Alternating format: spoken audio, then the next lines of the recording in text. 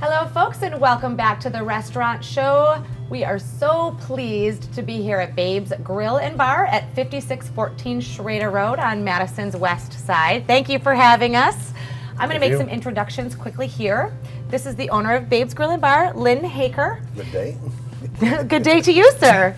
This is Craig Spalding, the general manager, and Mary Knight, a manager as well. And thanks again for having us, and welcome to the Restaurant Show. Thank you. All right, so we are going to find out today a little bit about Babe's and its history. Sir, take it away.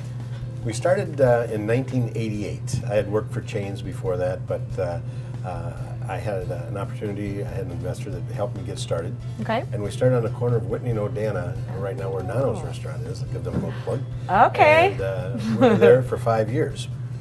And it was really one of the first sports bars in the city of Madison. People always ask me, how'd the name come about? Because we've had some strange inquiries about what it is now, just over the years. But at the time, I thought everybody had identified with Babe Ruth. And so he was kind of my sports hero growing up. And I wanted something short, something people could recognize, and so it became Babe's. And we started out, we were there for 5 years. This building was for sale. This originally was a Red Lobster. Red Lobster, yeah. I did not know that. Interesting. See, this is why we asked the history question here. And they had closed and moved to the east side, and then it had been a couple incarnations after that. And then we came in and did our thing, and we've been here ever since. Fantastic. And everyone here in Madison, this is a mainstay since 1988. Now we know the year that it started. Does know it as Babe's. There's been many of us throughout the time of our township in Madison that have either dined, drank, or worked at Babe's, Correct. Myself included. So thank you for that brief history. Very, very enlightening. Craig, I was going to ask you, you have a long history in the restaurant and bar industry. Tell us a little about that, if you would. Yes, well, welcome. Thank you. I've been doing this my whole life, pretty much. I grew up in a family with restaurants up north in Black River Falls, and came to Madison for school, and like a lot of other people, never really left. I did for a few years, but came back. Yeah. And I had my own restaurant and bar from '92 to 2009, Cafe Montmartre. Very nice. And really had a blast with that. And I had a blast at Cafe Montmartre. Oh, good. Everybody remembers that place. It's a good did one. you dance in the bar? And Another conversation. Yeah. But after that, I went and worked at the Avenue Bar, and then a few other places in between, and I found myself looking for another job, and had run into Lynn 6 months ago or so. 10 months ago, I was working at Cafe Hollander, helped open Cafe Hollander, and then thought of coming to talk to him, and then we hit it off, and I really enjoy it here. I love the family atmosphere. It kind of reminds me a little bit of the Avenue Bar, yes. You know, the supper clubbish feel, but with the sports. And the thing that astounds me the most, one of the most astounding things to me, is the length of employment that a lot of people have here. Wow. There's a lot of people that have been here for many, many years. Yes. So it gives it a really close-knit, teamwork feeling, which I think shows in the product and the just the general environment and the feeling that you get when you walk in here.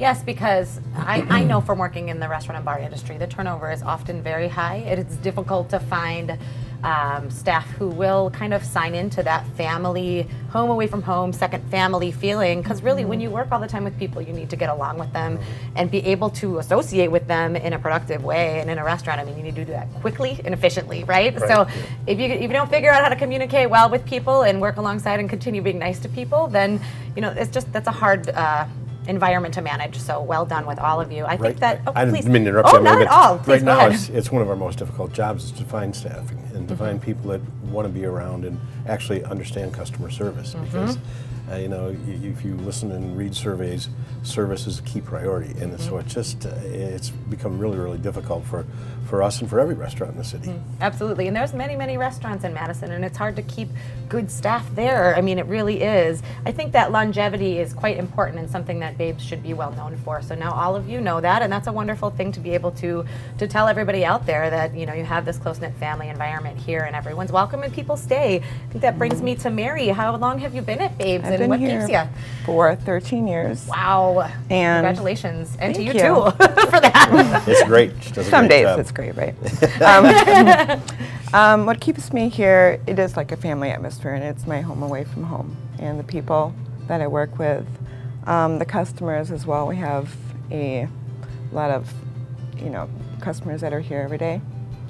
And I just enjoy coming in and seeing them and the new people. It brings those people have a lot of choices today. Good. So I feel grateful for So it's customers. the customers make it the neighborhood feel. They do. The people, the staff make it the family feel. I've heard mentioned a little bit before, a little bit of a Cheers atmosphere and a Sam Malone kind of thing happening. This is a good thing. We only just have a short amount of time, and we've talked a lot about the service, which I know is wonderful. Having been part of the service years ago, myself having worked at Babes, and then also just coming to eat here, having worked with you thus far at the restaurant show has been so much fun. Tell me a little bit about what we have on the table. I know you're excited to talk Sure. about this, and they look delicious, even though it's morning. Our philosophy here is the only thing constant is change. Beautiful. And so we are always trying to evolve. We've really gotten big into the craft beers and the small batch bourbons and whiskeys and a few of the scotches. And this is the Van Winkle family, and it's produced once a year. And we were very fortunate. Once a year? Once a year. And it is bourbon, correct? Bourbon. Okay, Van Winkle bourbon we have on the table. And we were fortunate enough to get a 10-year-old, a 12-year-old, and a 20-year-old. So Wow. it's almost like a cult following that it has. So it's People it's like just their craft booze. they do, and in Wisconsin especially. And it's just one of the things that we try to do here to keep on top of things, and it's always a difficult challenge. Yes, well, you can come to Babes. You can come and enjoy craft bourbon by Van Winkle, 10 and 12 and 20 year aged, correct? So these are going to be for the connoisseur. You can also come here and enjoy many delicious food items, which we are going to see as well. You can come here and meet this wonderful staff. Again, we are at 6614 Schrader Road, Babes Grill and Bar, or just Babes after Babes Ruth. Lynn Haker, Craig Spalding, and Mary Knight, thank you so much for joining us or having us on the restaurant show here. Thank you, and Emily. stick Thank you for with having us. us. Thank you so much, and we'll be back with more on the restaurant show.